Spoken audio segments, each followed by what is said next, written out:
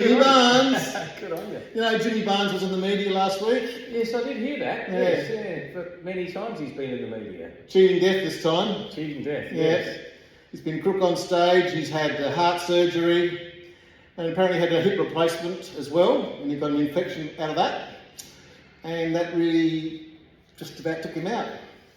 Lucky it didn't take him out, because I don't know whether he's given any thought to when it does take him out, what happens after that. That's right, you know, and he's my age as well.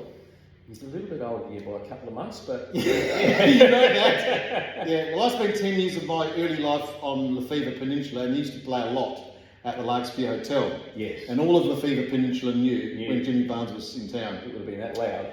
Oh yeah. It would. Yeah. So he's still famous now at 69 years of age. But yeah, good question about, what about when you do actually die?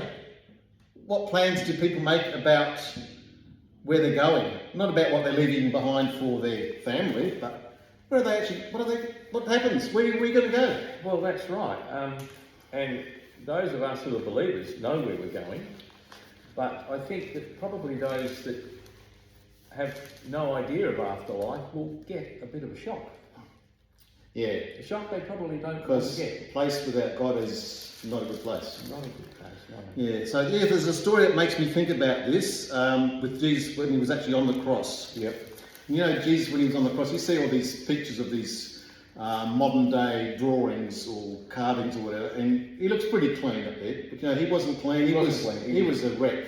Yeah. He was ripped to bits. They had this torture weapon, this lashing thing with little weights on the end and little hooks on it, That's right. and they'd lash him, and that hooks would get stuck in his Skin and rip it off. You know all about it. You saw the movie. I did. Yeah. Yeah. So Mel did a good job of that movie. he did a good job of that. So I just want to find.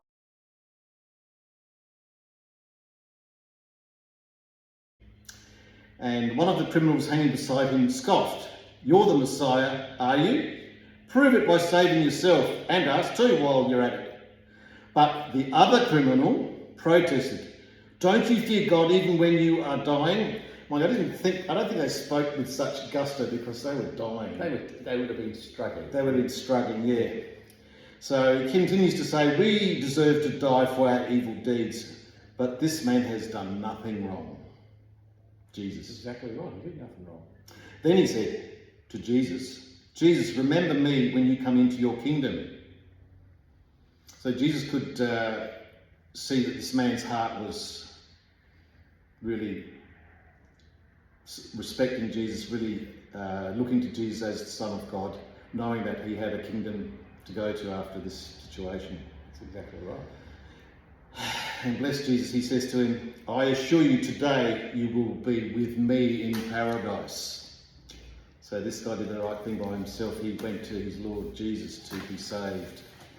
And that's all it takes. It doesn't take years of learning and reading the Bible. All you've got to do is just, in an instant, Come to Jesus. come to Jesus. Give your heart to Jesus. It's simple. It's not hard to do. Catch you next time, folks. Yep.